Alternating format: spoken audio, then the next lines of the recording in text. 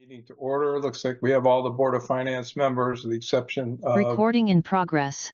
So hopefully she'll join. Welcome everybody. We'll call the meeting to order. This is the Wednesday, October 23rd, regular meeting of the Town of Andover Board of Finance. We'll first recite the Pledge of Allegiance. I pledge allegiance to the flag of the United States of America and to the republic which stands one nation under God, indivisible, with liberty and justice for all. Okay, thank you. And we will move on to agenda item 2, which is public speak. Eric, you mind going around the room and seeing if we have any or anybody waiting to speak? Okay, first up, Shannon Loudon. Thank you. Good evening, Board of Finance. Even though it's not on your agenda tonight, I want to give you an update on the tri-board policy and to make a suggestion. Attorney O'Brien, at your request, reviewed the tri-board policy as passed by the Board of Ed, but instead of providing a legal opinion about it, he largely rewrote it. And the Board of Selectmen decided not to take any action on it or on either of the two versions. So here's my suggestion. There now is a capital fund that's been created for Andover Elementary School. So let's treat that as we used to treat the 2% non-lapsing account. The Board of Education would ask the permission of the Board of Finance to deposit money into it. That would be money left over from our budget. And similarly, we would have to ask the Board of Finance to take money out of it to fund a capital project. The mechanism already exists for that in the charter. It's as if we would be asking for an additional appropriation. But again, it's similar to what the 2% non-lapsing fund used to be, permission to put in, permission to take out. And then we can forego all of this about a new policy that hasn't taken effect no matter, or been, passed by all three boards, no matter how much work we put in. So that's my update as well as my suggestion. Thanks for listening, and I look forward to hearing what you decide. Thanks. Thank you, Shannon. Jerry Cremay. No, I'm just here to listen and take notes. Thank you. Okay, Melissa Leteska. No comment, thank you. Okay, I'm assuming Community Voice Channel is not going to want to speak. So Jen. I'm all set, thank you. Okay, Mark, that's everybody that I have unless I missed somebody. No, that looks like everybody. Thank you. Okay, we will move on to agenda item 3, which is changes and additions to the agenda. The name of the board members like to propose any changes or additions to the agenda as posted.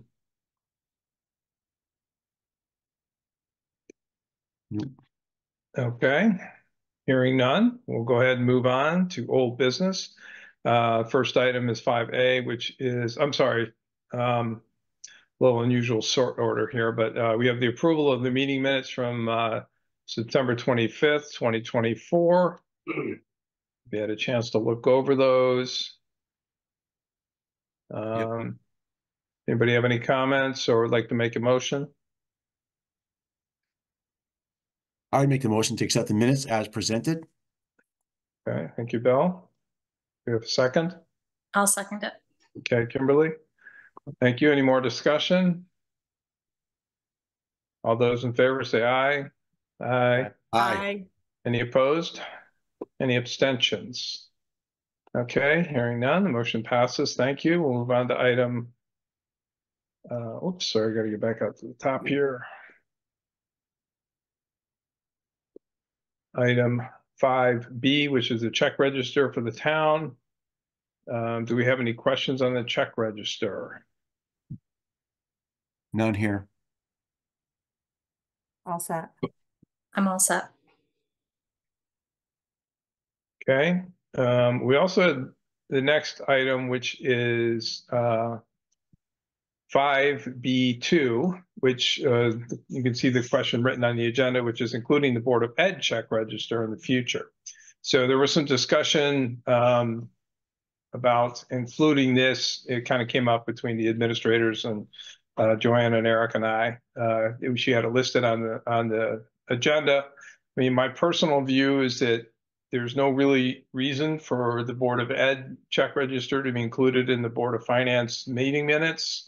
We don't have any kind of controlling authority over the Board of Ed spending. The check register was primarily requested from the Board of Ed for the purposes of closing the books on a monthly basis and having that done timely. So I think Terry's been sending the town's reports over to the treasurer, to Cheryl. She's been copying at least me and Joanne. I don't know that she's been copying the rest of the board, and I know Eric hasn't always been copied. So what I would propose is that if the board would like to review it, it might make sense to include all of the board members. We could forward that on, but I don't know that we want to take it up as a matter of standing activity in our board meetings to review. That's my personal view, so that's my take. Does anybody have any other comment? Joanne? Yep. Yeah, I agree that it probably shouldn't be in the packet because the packets are posted and they're for the whole town. But I have no problem. I knew we went back and forth a little bit. I have no problem with the board. I think they would want to see it because if they're looking, you know, like you said, I know a couple members have expressed wanting to see it month to month, so it makes sense. And I meant to forward the latest ones to the board members, but I've just had a crazy busy day today. So I'm happy to do that later and attach it, you know, in an email monthly so that they can review it. And I think we can be more prepared and have questions if we want to, but not to put it in the packet for the whole town to see it before we even have a chance to look it over. Yeah, I mean, in theory, it could be, you know, considered a matter of public record if anybody really did want to see it. I just don't know that it adds any value. Because if we looked at it, just like a member of the town, the public looked at it, if they had something that seemed unusual, they wanted to ask questions about, we don't even have anybody at this meeting who can answer them. So it's kind of a, you know, it's kind of a moot point. I mean, if somebody had a question on the Board of Ed spending, then the appropriate forum for that would be the Board of Ed meeting, right? And then ask or ask directly to the administration. So I think that would be the appropriate action. Mm-hmm.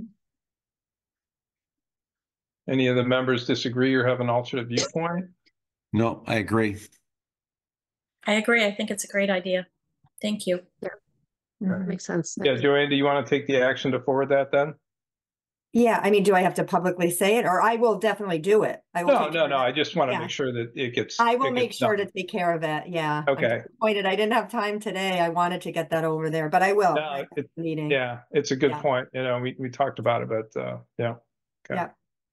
Yeah, I didn't really think about it either, mainly because I looked at it as I said, it's kind of a treasury, you know, procedural function more than an oversight. And it's really not an oversight function from our standpoint. And I think the check register too, just to add to that, I mean, we'll watch their month to month, but I mean, having the reports and seeing, you know, it's not going to tell us much month to month, knowing that spending could come in cycles and there's different times. So it's just another data point for us to look at, but I don't think it's gonna say anything as far as, you know.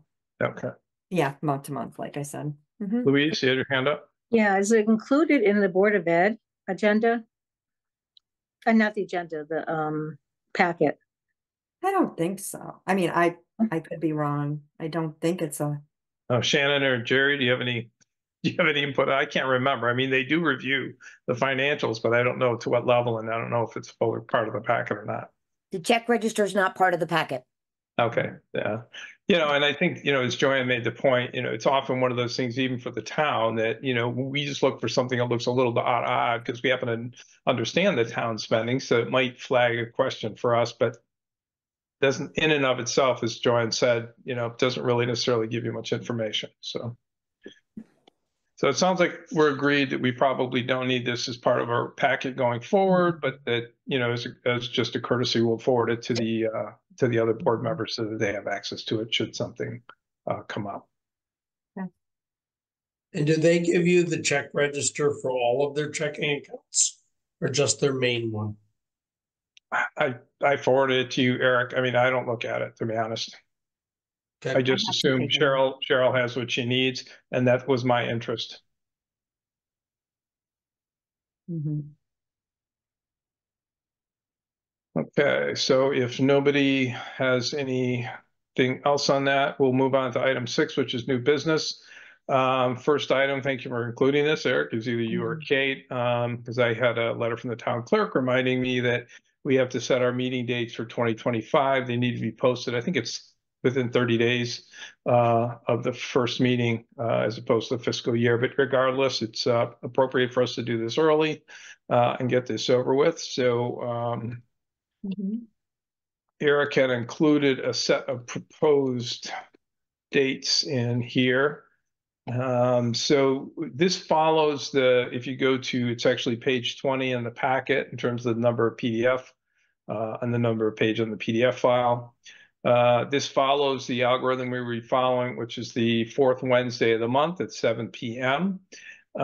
There's one exception noted, and that is for December. Are you sharing it, Eric? Okay, thank you. So the one exception that Eric had noted, or one concern that he had noted, is the fourth Wednesday of December is Christmas Eve. So we have a choice, if we're going to stick with our Wednesdays, of either the 10th or the 17th. But both of those conflict with possible other committee meetings. I would also like to point out, though, that the November 26th is the day before Thanksgiving. I don't know about you, but I would prefer not to have a meeting that day. Mhm.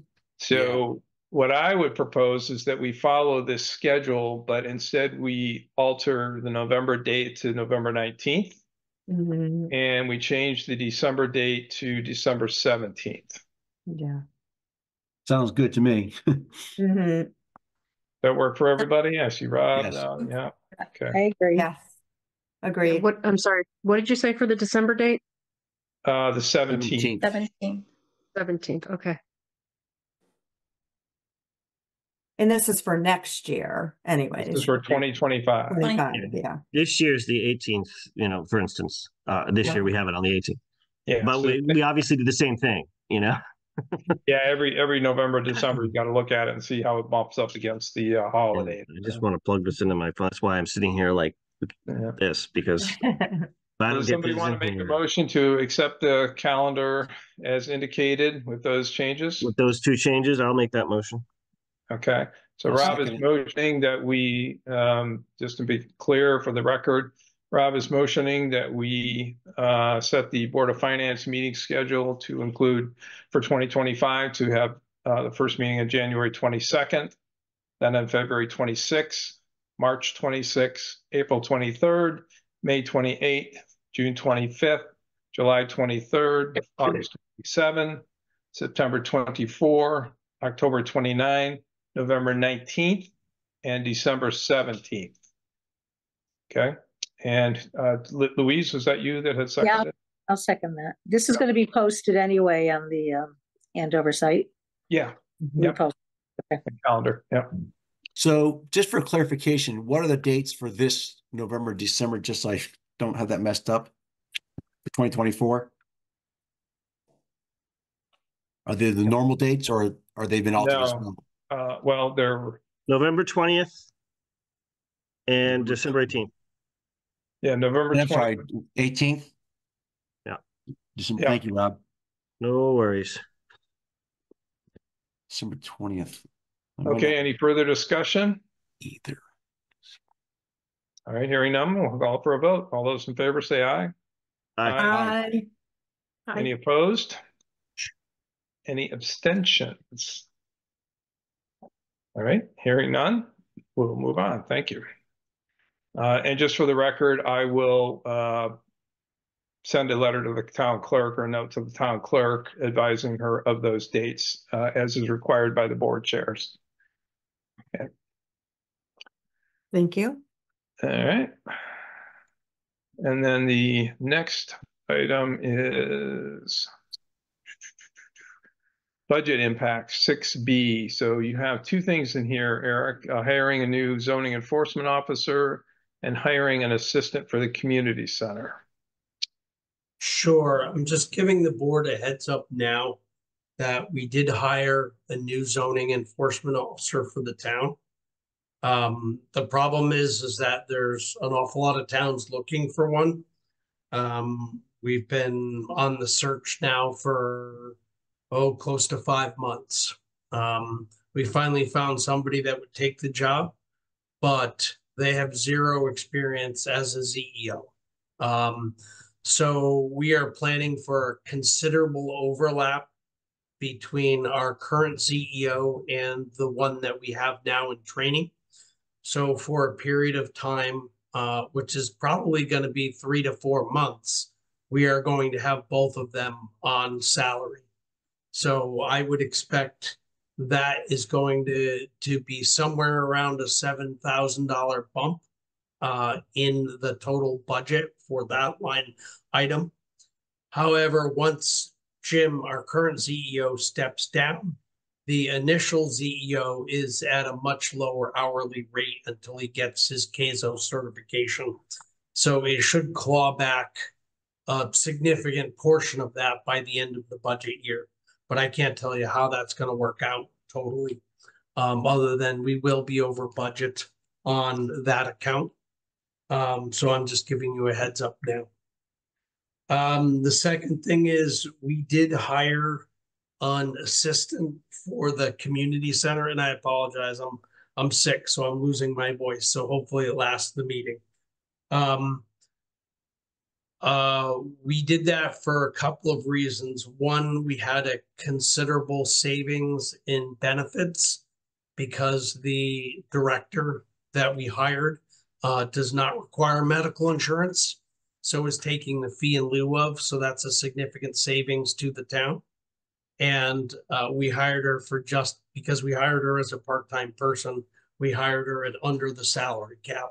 So that would Eric, be. can I interrupt just because so that I don't circle back to that just at that point? Because I don't think we ever got the full story, and I don't want you to lose your voice, so it can be really brief.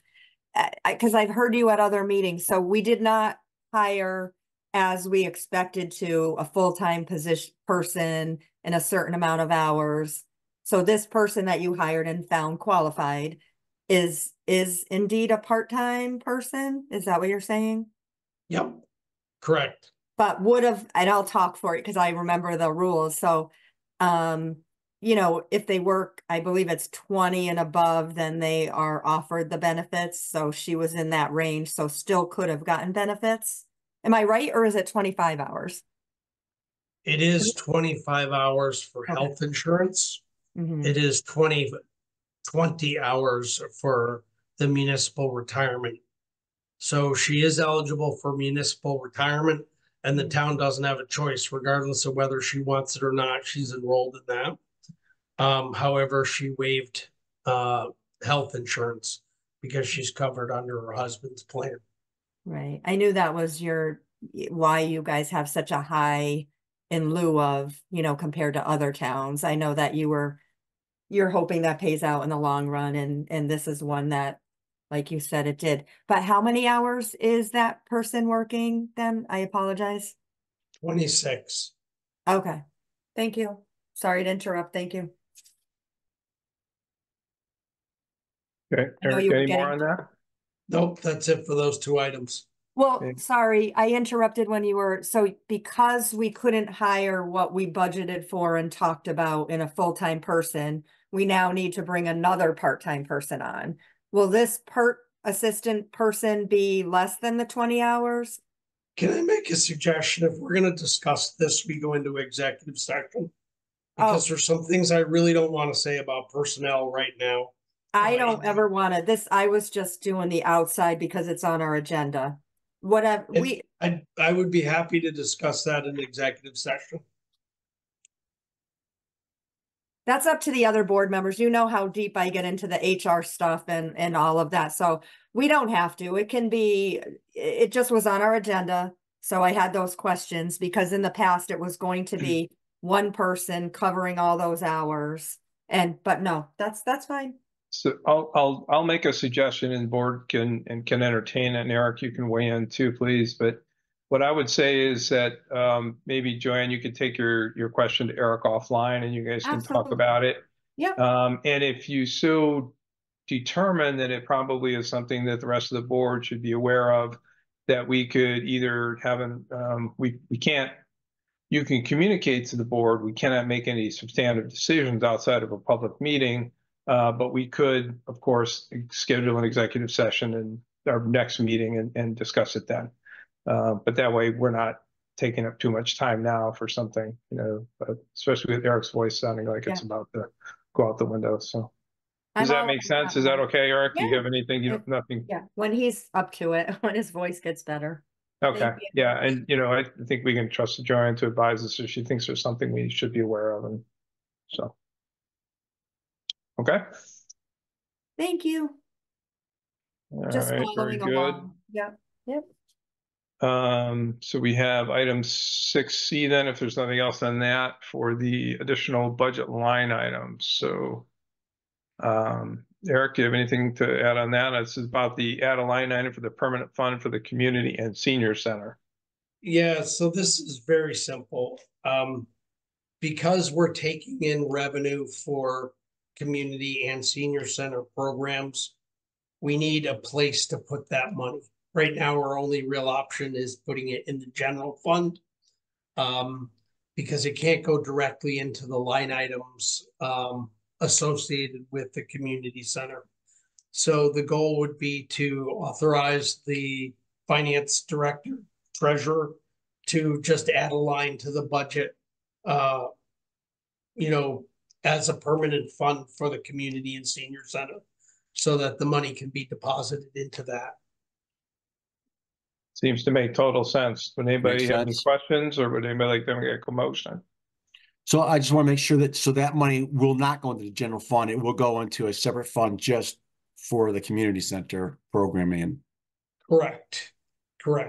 Presumably, that money would be spent on community center programming. Thank you. Joanne, I'm sorry, your hand up. That was just a follow-up to Bill. So clearly when we see the budget, it would eventually be under that. Well, it's a fund, so it's on the revenue side, correct? Yeah. Never mind. But I'm in favor of it too. Anybody like to make a motion to authorize the fund? I'll make a motion to authorize that new Okay, fund. so Louise makes a motion to authorize a permanent Line fund item. for the community and senior center and have that line item added to the budget. Anybody want to second the motion?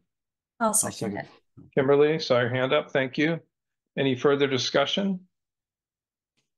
All right, all those in favor say aye. Aye. Aye. Any opposed? Any abstentions? Okay, motion passes unanimously. Thank you. Okay, we will go on to item 6D, which is the sale of equipment for the public works and senior transportation. There is a letter in there explaining the intent and basically the recommendation from Jay Tuttle. He put some stuff out for bid. It's a 2001 John Deere tractor and the Alamo rear 3-point hitch mower head. They asked for $30,600 total, received an opening bid of $26,000 for both items from the town of Fairfield. So his note here is that based on his research, he believes this to be a good and fair market offer. He recommended approval to the Board of Selectmen that the sale of our surplus equipment proceed. So Eric, I don't know what we need to do as the Board of Finance for that. Is this just advisory? So that part is just advisory. Fairly recently, we've auctioned off a number of things. The most valuable thing was the older mower. And we also auctioned off the old senior transportation 20-passenger bus. So all total between both sets of auctions, the town garnered about $30,000. I had recommended to the Board of Selectmen that money get put in either the senior transportation for the money from the bus or the Public Works Equipment Fund. The Board of Selectmen felt it was more appropriate to return money for both items, return everything to the general fund. And they recommended to you as a Board of Finance, because ultimately that's your decision, that it be returned to the general fund. Interesting. Good. Hmm. Well, I guess, I mean, we can remember that and decide, you know, when we make our decisions about when we work up the next budget, you know, if we want to put more money in the public works fund, we can do that. Are we looking at a shortfall there or anything, or is it just you thought it'd be a good place to put it?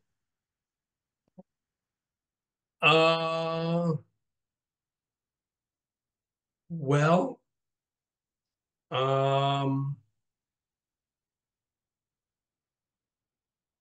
yeah, I think there will be, we were assuming we were going to have the money in the Public Works Equipment Fund when we budgeted for the purchases that we've made.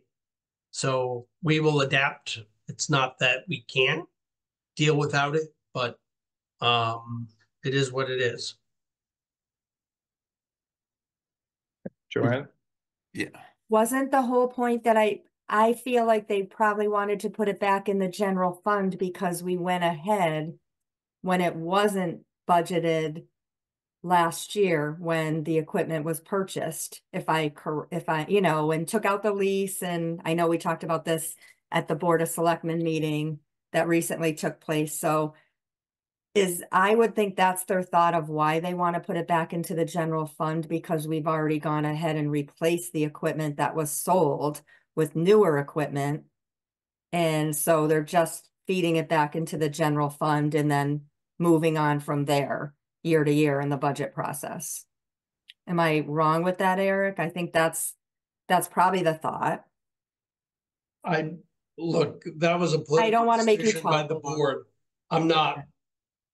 I have my own opinions on it and why, Right. but that's not something I want to share with you guys. I am passing along verbatim what the Board of Selectmen And motioned. since I go to all the meetings, I'm thinking that's probably the reason. We have the new equipment. We're not shortchanging anything. And that's why it's going there, and then they can present their budget again and all the pieces of equipment they might want to replace. That's the way I take it. If any other members of the board that's listened to some of this stuff thinks differently. I mean, it's just, we got new equipment, we're auctioning off the old, so that's all. Put it in the general fund and take it from there. Maybe I'm wrong. Maybe I'm being practical. I don't know. So I don't mind I'm just putting my thoughts out there. Yeah. Well, I It's think not it like just we're kind of, shortchanging them at all. They got new pieces of equipment. Bill, you had your hand up. Did you have something? No, I'm good at this point. Anyone else? I just like to point out that just because we put it into one fund doesn't mean it can't be transferred at a later time. Right. Exactly. Or used for any purpose, you know, that we would deem appropriate. So, you know, unless I'm misunderstanding, and I don't think I am. I mean, it's more of a convenience thing and identifies the intent, but I don't have strong feelings about it either way.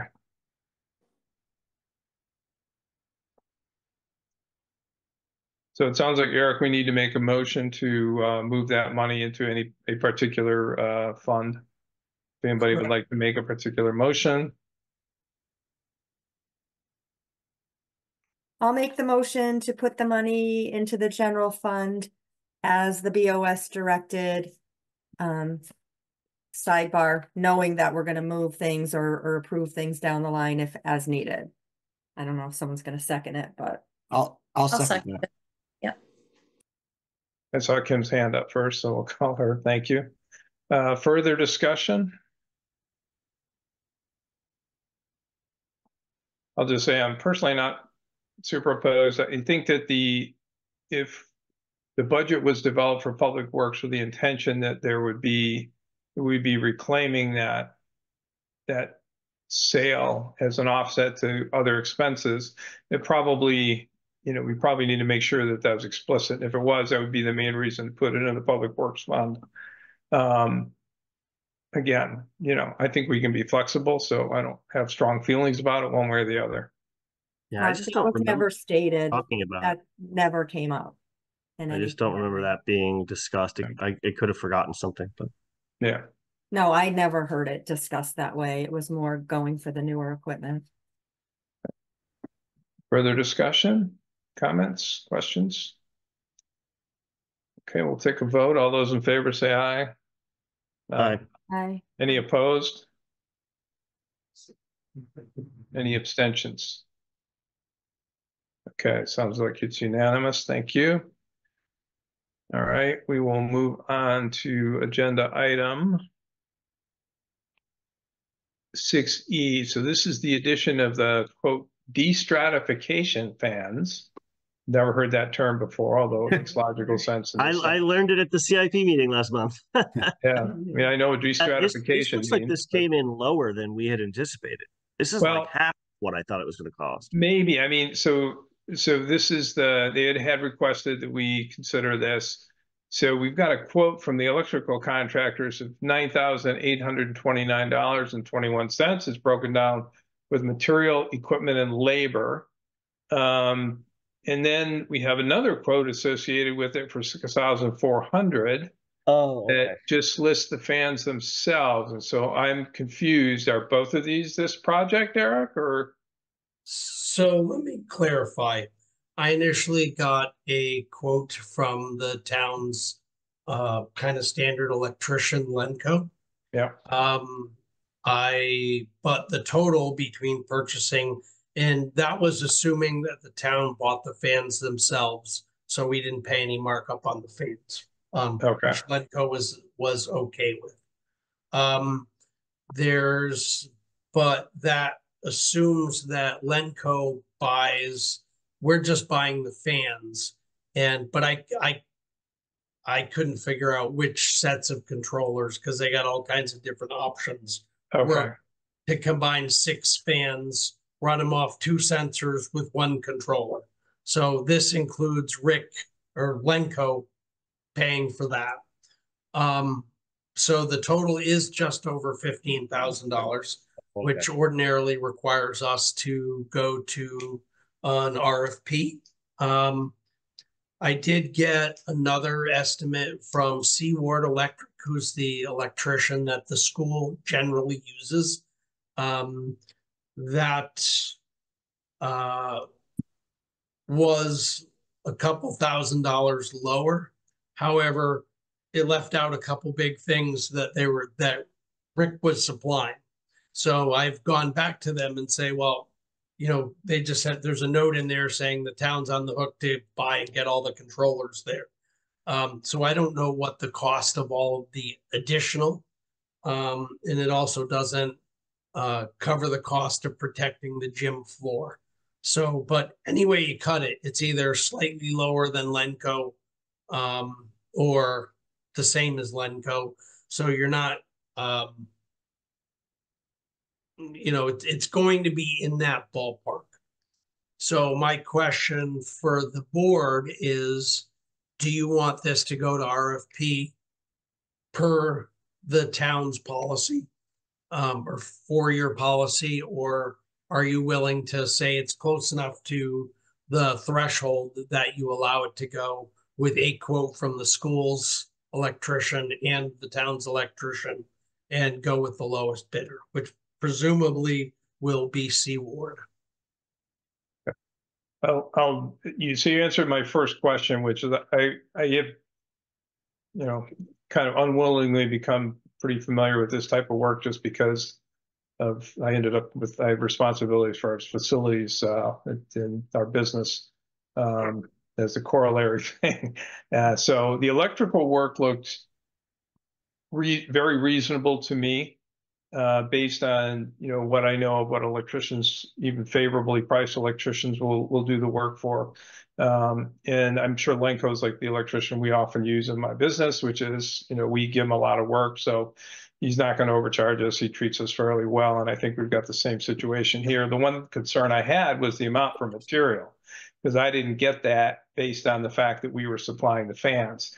So now that you explain that they're supplying the controllers and the mechanism, that makes a lot more sense to me.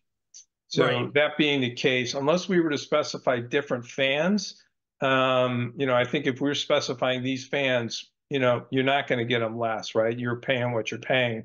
So it's really the $10,000 roughly of contracting work and including materials that we're bidding here. So, you know, to me, I'm comfortable with the quote, and I'll just leave it at that in terms of my comments. Other comments or questions from the board? I'm good with it. I know CIP, when we had our meeting, we approved up to either 18 or 20, I think, for this project. Approved a recommendation for that much. So I'm pleased to see it come in more like 15. And, you know, I'm comfortable with the two bids. Yeah. I would echo both of your comments and say the same. I I'm agree fine with as well. Yep. Oh, go ahead, Kim. No, I'm fine with it too. Yeah. Okay. I agree too. Makes sense.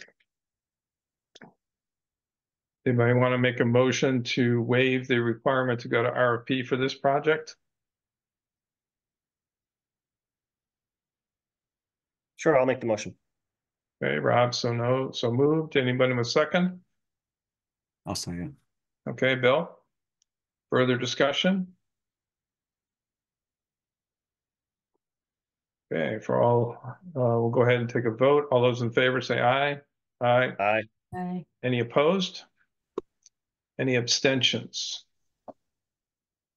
Okay, hearing none, the motion passes. Thank you. I think that's very reasonable.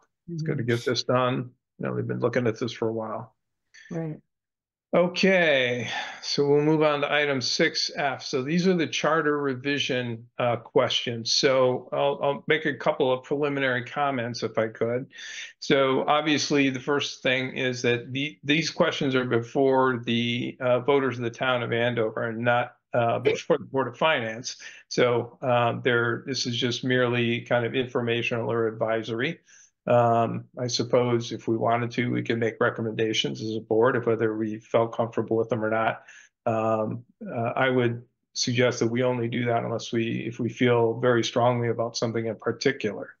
So that's my first comment. My second comment is I would request that we not waste anybody's time talking about any of these proposed revisions that are not directly related to the Board of Finance. Thank you. Yeah. My third comment would be that the information that is in the packet and that is in the sample ballot that was mailed to your house is not very detailed. Right. And what I mean by that is if you really want to understand the charter revision questions, you should look at the actual language of the revisions. I believe this is all posted in the River East Bulletin, and it is also on the town's website. They're not substantively different, but there are some procedural things that I think the board would be do well to be aware of. The first thing is that it requires by charter that we meet with the Board of Selectmen by October 15th and set objectives and goals, for example, for the budget. If I remember, that's how it's stated. Obviously, that's not in effect this year because it's not part of the charter.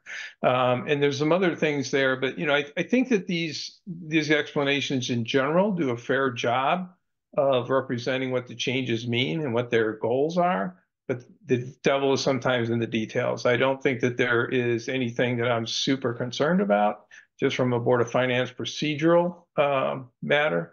But it does have some impacts on us. Number one is the timing, right? So we have this October 15th meeting that was stipulated by the charter change. We should be aware of that. I don't think that's a bad thing. I think that's fine.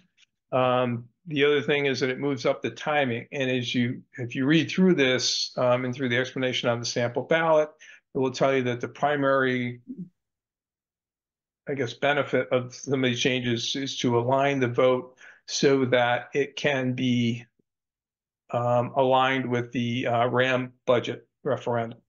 So obviously that has a savings to the town and that we do not need to hold two votes over what's essentially very similar questions. There was another point So that's kind of the one thing. The other thing that I think you should be aware is that, and this isn't, you know, again, it's not spelled out in these explanations, but the charter then talks about it it talks about the process of developing the budget and makes it more aligned with what we're actually doing by saying that the departments need to go to the administrator with their proposed budget and not to the Board of Finance. But then it also talks about budget review meetings, which shall be, I'll open this up. There shall be budget review meetings in March, which shall be joint meetings of the Board of Selectmen and the Board of Finance. A quorum of at least one of the two boards is required to conduct business. So basically, this is saying is that there must be some budget review meetings, which shall be joint meetings of the Board of Selectmen and the Board of Finance. Now, as I read it, it doesn't prohibit us from having our own budget review meetings. There's nothing in there that says we can't do that. Of course, that's within our purview. But I think that the intent here is to avoid duplicate budget review meetings, which is kind of what happens in the current process. You know, the Board of Selectmen holds review meetings, we hold review meetings, we ask questions about what was the intent of the Board of Selectmen here. And then, you know, if you're unless you're Joanne, you probably haven't gone to all of them. So I think that there is some efficiencies to be gained there, but it you know, again, this is something that's in the details that isn't necessarily spelled out there that does affect the process that we as the board would follow. So just want everybody to kind of be aware of that. I'm not sure there anything other that's really that significant other than the timing. And then it talks about how we handle the board of meetings, the public hearings moved up, you know, the budget hearings moved up. What happens if there's not a quorum at the budget? You know, it goes directly to referendum. So they're trying to streamline this process, a lot of which I personally don't have a problem with, but I just think everyone should be aware that there's a lot of changes here. It's not just, you know, a few date changes. So I just wanted to mention, Mark, that a lot of us were present the other night, which I thought was great. They had a explanation, you know, meeting of the town charter, because I hadn't read all of that, the fine details, which I want to read tighter. But I thought it was important that they did. I just happened to be looking at the meetings that week and saw it. So we went and, you know, a lot of us were present there, and we did, you know, some of us did speak up. I know you just said that maybe we should, you know, not, but I felt compelled to talk about it a little bit. Nothing the small things. We're all going to take the questions one by one. I know Bill wants to speak too, but I do have some big concerns with the timeline process. Sure, we'd all like life to be streamlined and quicker. And if that can happen, and I didn't read the details that there was going to be joint meetings, so I really do want to read them. But I worry, and it's not the town's fault, but we know just for a month-to-month meeting, we don't always get everything right on, you know, early to be able to review it. I just felt there was a lot of pressure, you know, and I spoke publicly for all the town departments, everybody to speed everything up. And then you know what's going to happen? There might be decisions early and there's going to be a bunch more stuff that comes late. Even when we had the regular meetings, there's always some things that, you know, are brought to us late. So it's my concern is the pressure put on Eric, who puts that document together. I mean, there was a mistake in last year's document, we know, and we caught it. I mean, I get worried about rushing, you know, and all for the thought of, personally, I'd love to know how much, you know, the referendums cost. And I'd love that by having the RAM and the budget, you know, everything together, that it was going to make a difference. I really don't. I mean, they brought out a lot of percentages and, you know, how many people vote, how many people go to the meetings, but I still think that every person that does take the time to go to meetings, and yes, I did take it serious. And that's why I was able, you know, has that chance. I should finish my thought. I'm rushing ahead. Like if the Don Denleys of the world and the different people that come every year and the people that I've gotten to meet through the years of being here want to have that space in that forum, I'd like for them to have it. And I know we're not taking it away, but I do worry about the rush. It's hard enough for them to do their regular jobs. It's a 4-day week there, you know, a lot of part-time people, every department getting things in and trying to do the town's business plus getting this together. And that's my 2 cents. That was my negative about it is rushing it. other comments or questions?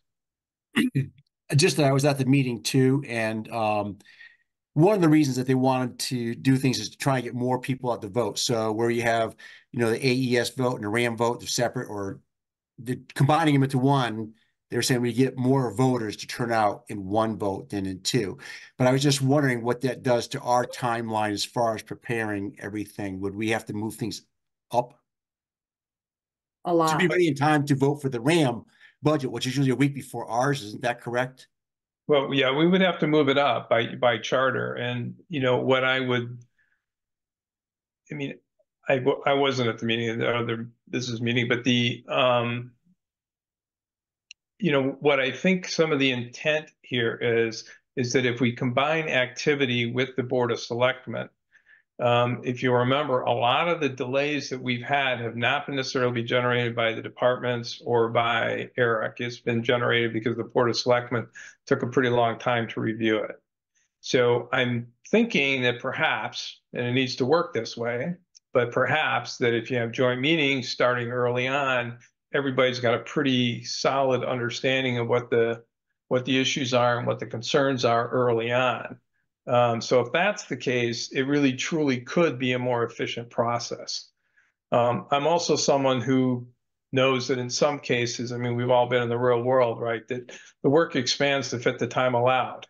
So if we, if we crunch it up a little bit and we need to be reasonable, I think that we can probably get it done.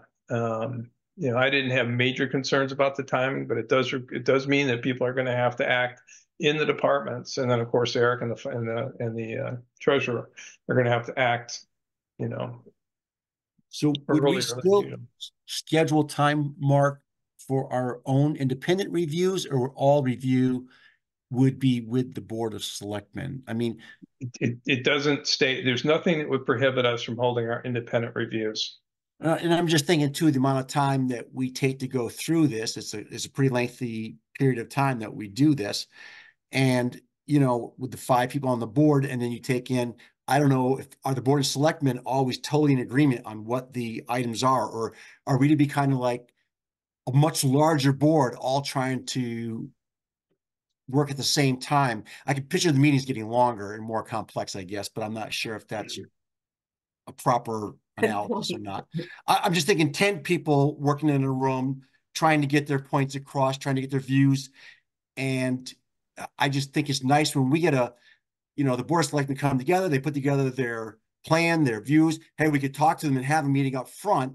When they deliver the package to us, maybe they meet with us, tell us what their views are, what their thoughts are, what their plans are, kind of give us an oversight. And then we go through and do what we normally do, each week that we get together. I think that makes a little more sense. Or maybe there's a date at the beginning and a date at the end that we meet with the Board of Selectmen. But I do like that kind of independent Board of Finance review that we've done. As much time as it does take, I think it's worthwhile. So Yeah, and I think that if there's some language omitted in these, in the charter change document that indicates the changes, but I think that ultimately it still is the Board of Finance's responsibility to recommend a budget, to hold a budget hearing, and then to basically pass the budget on to the town budget. And I just wouldn't want to feel pressure by being in the same meeting with the Board of Selectmen with them pushing their agenda or for each item. Well, I think that's a separate meeting when we approve that. I don't think that's a joint meeting. All the language in terms of what I see, the only, this just requires that we have the joint meeting or, in March. It could be one. It doesn't say you have to have 2 or 3 or 5 or whatever. So from my standpoint, it still gives us the opportunity to have individual meetings. I would foresee us having that for the final budget. We are the financial authority for the town from that standpoint. Right. That would be my question. I didn't know who's the final say. I have to read between the weeds, as people have said, or because these are some important changes, that are going to affect everything. And I wasn't sure, and a lot of people were pointing out at that meeting that what you're looking at, Mark, is a lot more complex than what we were reading in the one little line and then a little explanation. Obviously, even if I was presenting something, I would slant it my way. I would want to bring out the positives that they're seeing, but thank you for bringing up some of the other things. I was just being true to myself and just know how long it took us every year. So I was concerned for the timeline, mistakes, making sure we covered everything, just the process, you know, having been so many years on the board now. That was my concern with everybody just kind of sitting in a room and saying, well, let's do this so we can get some more votes. I understand the need. I would love to see more people vote. But is that I don't know what that's ultimately going to do either, you know, with our population. Because I'm always surprised with the whole RAM thing too, that I've tried to get involved and like throw information out there and say how maybe a few things could be changed, and it really hasn't affected anything. So even if we get more voters out, that's a good thing. But it seemed to be that was their theory. Let's get more voters out. And on that one day. I ask a question? Do we know how the other towns do it? Like Hebron and Marlboro, do they hold their budget vote the same time as the RAM budget? Hebron does. Hebron holds one vote for both budgets. I mean, so it can be done. It's a matter of. Yeah, Marlboro has been talking about it, but I don't think they're aligned with that schedule yet. Mm-hmm. Yeah, I like the idea of doing it together for sure, but I can definitely see your point, Joanne. I mean, it's just so time consuming to just say, let's do it 3 weeks earlier and make sure that everything that they need has been thought. That's so scary. Listen, I'd love it if it freed up our time and all those meetings and those late nights and lack of sleep and whatever, but we gain 2 weeks of the Board of Selectmen, we get their stuff done on time. That's easy. It's not a moot point, though. We're the ones that have the statutory requirement as Right. part of the charter as to when we have to have our meetings. But yeah, although but it's something. Their meetings are good too when they discuss different things, you know. Yeah, so I'm gonna shush and let everybody else give opinions. I've been full out on. I'm worried about mistakes. I'm worried about just everything that's gonna come with it. So we want to do a good job as a board. I just to get a few hundred extra votes, you know, I want that, but let's just promote more and get everybody to vote, you know. So I'd love more votes all the time. So Other questions or comments from the board?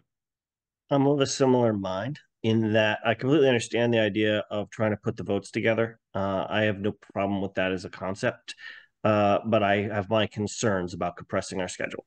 I think I expressed that when this first came up. I'm a little dubious that it would go as smoothly. I mean, it's not that if it happened, we'd do it, but would we miss more stuff? You know, even now, you know, we're capable of overlooking a small thing. Like, you know, there were a couple of little idiosyncrasies this year that we missed. So I'd rather not do it, but if the voters approve it, then, you know, we'll roll with it. We'll have to. We'll make it happen. We'll make it work somehow. Eric? I just have a couple of quick points. I mean, looking back on it the last 4 years, generally, I've got my first, you know, serious completed draft of the budget sometime between January 15th and January 20th, and put it in the hands of the Board of Selectmen. Now, the reason I put it in their hands is because they've been insisting on it. They have no real statutory authority to review it, but they're my boss. So if they tell me they want 6 weeks to review the budget, then, you know, I'm kind of bound to that. So what the board has kind of talked about is, and what I think is totally appropriate, is they're in charge of kind of big picture questions for the town. Where do we go? What are the major priorities? You know, so by having an early goal setting meeting with both boards, I have the direction of where the boards want to go. Instead of us now, what's happening is I'm producing my budget, giving them to the budget, and then we're having the big picture questions, Yeah, you know, which take like, you know, 6 weeks to propagate through before the Board of Finance. So I think the Board of Finance should end up with the same amount of time that they have now, just shifted earlier. The one caveat, there's two caveats to that in my mind. The first is the reality is on January 22nd, I don't have all the numbers because we rely on a lot of shared services. So while I'm going out and getting estimates, and there's a lot of things that are out of my control, and I am not going to know until later in the budget process. So no matter what we do throughout the budget process, we will be adjusting things. But remember, we're relying on state funding for a significant fraction of our total budget. And they often don't pass their budget to June or later. Yeah. So we've long since adopted a budget before we have final numbers over, what is, 20% of our budget. So there's always going to be some imperfections in there, whether you where you start the process. The later you start the process, the more accurate information you're going to have, and that's a good thing. But generally speaking, the corrections aren't big corrections. Because most times you can get a reasonable estimate from AHM and from NECOG over Animal Control Services and all these things ahead of time, but you don't have actual final numbers until they pass their portions of the budget. So that's all I had to say. Other than that, I'll do whatever you guys, want as far as the budget. I mean, that's my job. The only thing is I want to go on vacation in the beginning of March to Mallorca for a while. So I'm going to skip a little time in March. I've gone back and forth about when I can afford to take time in the town. But the problem is there's no season when it's not problematic for me to be gone. So, we can discuss it, but I would like to take some time in March. Can you define for a while? At least you're not going for like 6 weeks, right? So no, at least a week. Certainly not more than 2. Somewhere between those 2 numbers. All right. So Mark. yeah, I'll thanks for that. That helps, Eric. I'll just say a couple things. One is, I've been doing this for several years now, probably not as long as Rob. He's probably the longest serving member of this board.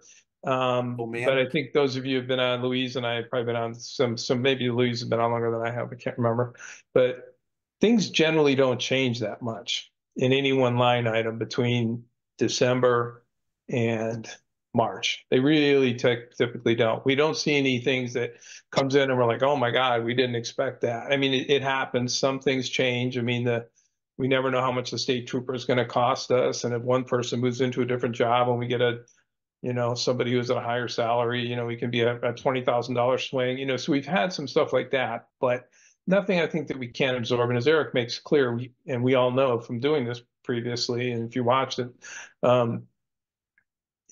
we don't know what the state's going to give us for, some of the reimbursements, et cetera. The other thing I'll say is that, and any of you who've worked in business who've had responsible for budgeting have probably run into the same thing, but we develop our budget starting in September, and we know they're wrong. We know they're not going to be perfect. It's just an estimate, but we have to start with a plan, and we can adjust things as they go along. So I'm concerned about compressing the schedule too much also. So the key is not to compress the schedule. The key is to start the process earlier, I think. So that would be, my kind of 2 cents. I have just one further thing, Mark. It's just, are we going to, I get that, and I get that things can be tweaked and do little things, but are we going to have, and this is a town thing and the town's voting, but we are discussing it. But by putting this earlier and Eric's so involved, is this going to have to just take so much of his time, constantly getting estimates and doing this? I'd rather see him be able to, and again, this is not my decision. He has bosses. But is he going to have to then just be so much more into it from earlier through June Whereas maybe if we just kept it, constantly, and maybe he constantly is already, and he can answer to that, versus devoting his time to all the other projects we're going to talk about later, or things that he has to do. I hate to have him as our town administrator manager so wrapped up into this changing all the time. That's my thought with it just getting along earlier. So now we're starting it earlier. Is he going to have to be constantly tweaking it? Because, that's all. Any other comments? Okay, I'm going to suggest then that probably we just need to move on and read the text, vote your, whatever you think is most appropriate for the town, and advise others to do so. Obviously we all have a stake in this, so. Okay. All right, well, we'll go ahead and move on in the agenda then. The next item is the administrator's report. We have 7A active grant list and 7B project summary. Eric, you want to give us the overview as long as your voice holds out? Sure. So I just wanted to give you guys a list. I gave this to the Board of Selectmen a while back, but I never gave it to the Board of Finance, just so you have kind of an understanding of what we have going in terms of actual projects that are underway and what the grant funding level is. We've been relatively successful grant funding. I think we're actually at the saturation point where, honestly, I have as much or more grant money in than I can handle in terms of projects. So yeah, that's kind of the first thing was kind of like what we had available for grants. The two things that I'm kind of working on very actively right now is the ARPA grant for the senior center, because we have to have that money encumbered by the middle of December. And I'm also working on figuring out how to deal with the acoustics in the community room in the new building, as well as the community center, because I think there is, there's certainly a lot of movement. I think the board wants the ability to be able to do better hybrid meetings. That's something the town struggles with. We're fine with regular Zoom meetings. We're fine with in-person meetings, but the hybrid setup has some problems. But part of those problems can't be resolved without better acoustics in both of the two major meeting rooms. So I am assuming that I'm going to take the last of the ARPA money, and we have about $5,000 left, plus or minus, out of the ARPA funds, the original just under $1 million allotment, and spend that on dealing with the acoustics for the building. I'm sure we'll also take some money from the building maintenance fund to do it. And the ARPA grant for the senior center, that is to purchase equipment for the kitchen. We had a good productive meeting on Thursday of last week with the town sanitarian from Eastern Highlands Health. Because we're trying to get eventually have that set up as a true commercial kitchen, so that we can do events there without temporary permits. But it does require some investment. And while we have the grant funding, we might as well spend the state's money or the federal government's money as opposed to our own.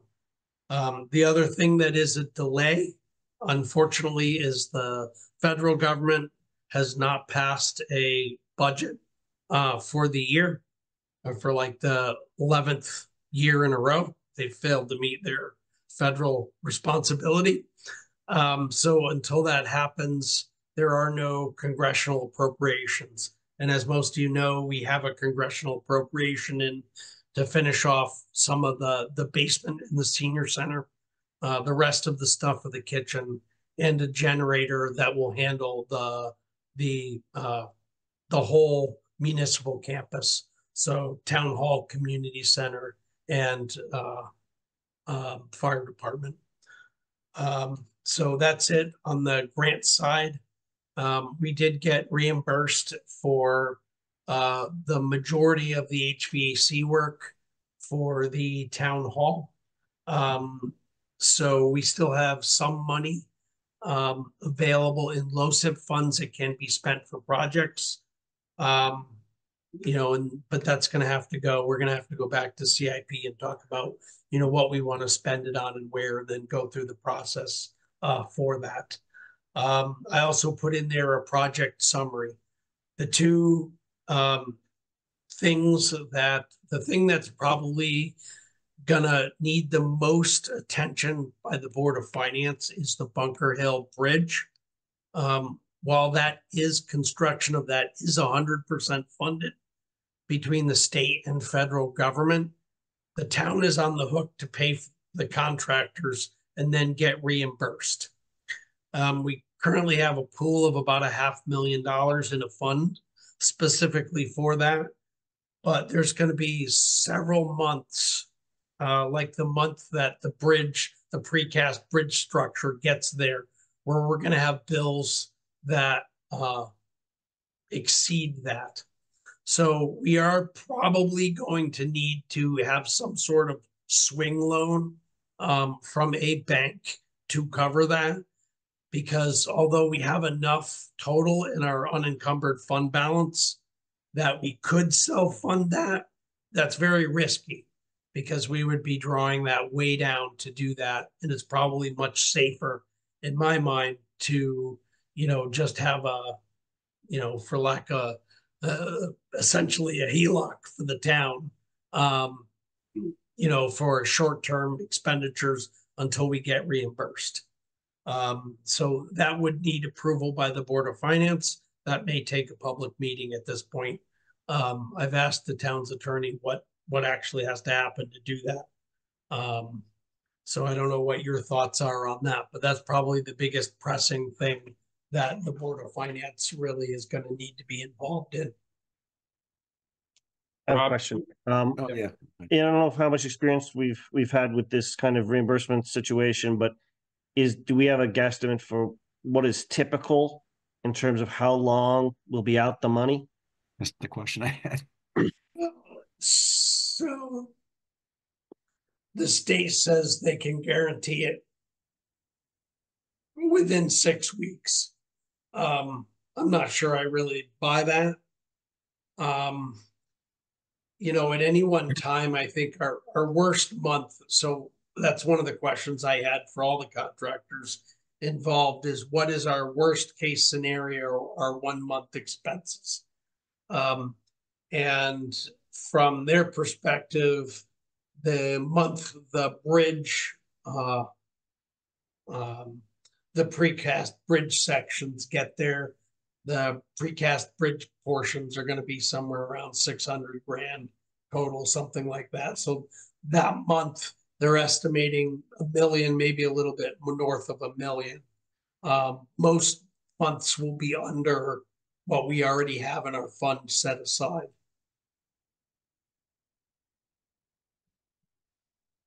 Other questions?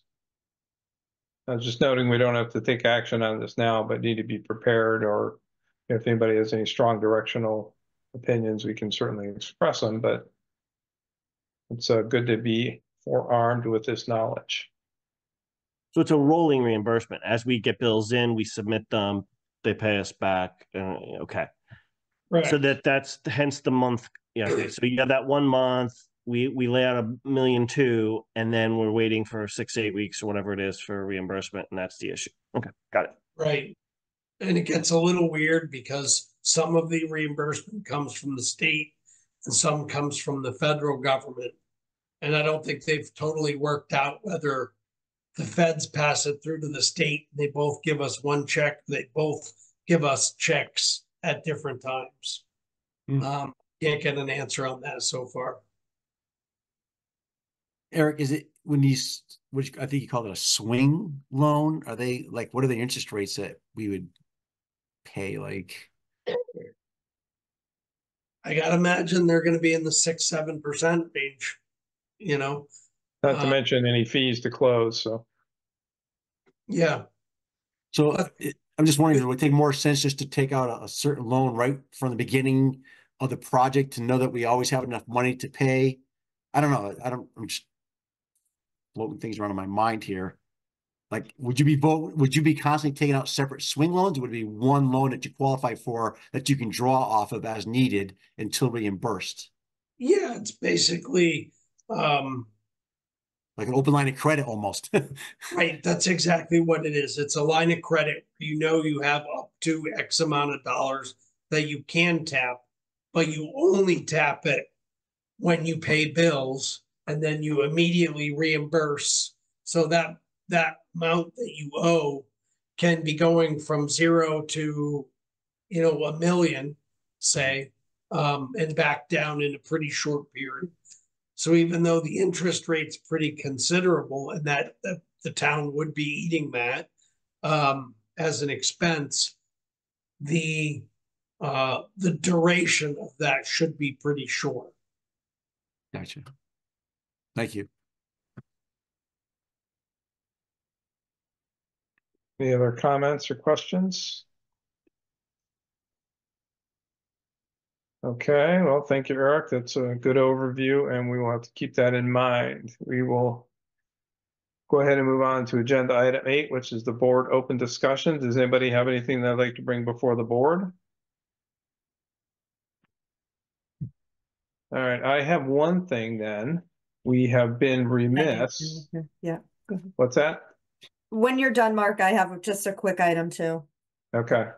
So I thought about, I know that we have November, we have elections coming up soon.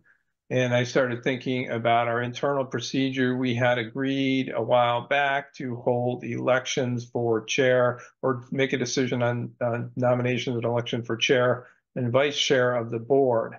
And I was thinking we had decided to do that following the typical election cycle. But I went back to verify and we had not. We had actually voted as a board to do that in July. So we must have done it like after the budget cycle or something, decided that was the thing to do. And this was back in July of 2022. So we're remiss in doing that. We had some changes because Diane left the board and so whatever. But what I would suggest is that we put this on the agenda for the next meeting. My personal thought is that we probably ought to elect the chair and vice chair in the November meeting or the first one to follow the election. That makes sense because although none of our seats are up this year, they will be next year. So we run on an every 2-year cycle. And I think it's reasonable for the board to elect its chair and vice chair after the new members have been elected so that, if something changes, somebody runs, doesn't get reelected, doesn't run again, we don't end up with a hole we got to fill anyway. So to me, it just makes more sense to do it on the election cycle. But it's not on our agenda tonight. We didn't change. I didn't throw it in to add the item, but I do think we should discuss this at our next meeting. And if come up with we should either follow that and just, do the process of voting on a chair and a vice chair, and possibly amend our internal guideline or policy of when we vote, if it's to be after the election or after the fiscal year. Like I said, my personal view would be it makes more sense to do it after the election because then you'll have a fresh board on that cycle, and they should be the ones to nominate and vote on their chair and vice chair. So anyway, that's all I got. I think we can talk about it next week. I don't think it's a critical thing, but we should revisit that and make sure we follow the process. Joanne? Yeah, mine's Yes, very, very quick, just because I was included on an email that discussed something. Someone copied me on it, which I appreciated. They were asking Cheryl, our treasurer, if the AES capital improvement or capital fund, whatever we titled it, the one we had voted on creating at one of our meetings last year, they just were following through and making sure that that had been created. and is in use, and all of the funds that we had voted on in meetings and things had been put in that fund. So Eric, do you have knowledge of that? Like any of the checks that have been returned or things of that nature? Has everything gone into that account or fund? I guess we're calling it a fund. Yeah, as far as I know, it has. Okay. So there was And so the that's initial, not, go ahead. there was the initial roughly $8,000 that got rolled over from another fund. There was approximately 120 that was transferred in by consent of the Board of Finance from the Board of Ed's overages. Mhm. And then there was the $100,000 that was in the last year's budget. So Right. I'm thinking there's around 228,000 in that fund, something in Okay. that range. And did you mention, sorry, Eric, one part, I know, obviously the budgeted amount, what we voted on to put in there, and then wasn't there when the driveway thing didn't happen, so that check would be returned to that? Did that go in there as well? Yes, that was the $120,000. Thank you. Sorry, I wasn't clear. That's all. I just wanted, since they copied me on it, I figured I could bring it up. We were having a meeting and it was timely, so thank you. So I will get you the exact balance of the AES capital fund for the next meeting. Thank you, Eric. Anything else before the board? Okay, just noting that Shannon asked about a policy change. I think that should be added to the next meeting agenda, and we can discuss there. Okay, so moving on then, if nobody has anything else, we'll move on to the next agenda item. That is correspondence. I didn't receive any correspondence related to the board's activities. Anybody else? Okay, hearing none, we'll move on to item 10, which is agenda item 10, public speak. Eric, do you want to go around? Sure. So let's see. First up, Shannon Loudon. Nothing, thank you. Next up, Melissa Lateshka. All set, thank you. Okay, and the last one is Jen. All set, thank you. Okay, was there anybody I missed? No, I think that's everybody. Okay, very good. Thank you, Eric. Thank you for the public for your attendance. We will move on to adjournment. Anybody like to make a motion to adjourn? I think we should let Liz make the motion since it's her first meeting and she needs to practice. I'll make a motion that we. I don't want to push you, Liz. You may, that would be inappropriate. So. Classic voluntold. Okay, I so don't- Liz made the motion to adjourn. Anybody like to second that? I will. I'll Okay, second. Kimberly, saw your hand up first. Thank you very much. Any discussion? All those in favor say aye. Aye. Any opposed? Any abstentions? Can't imagine why you abstain on a vote to adjourn, but I gotta ask. Okay, thank you, everybody. Appreciate your attendance and attention. Eric, feel better. Get some rest. Thanks. Feel better, Eric. See you next week. Take care. Bye, everyone.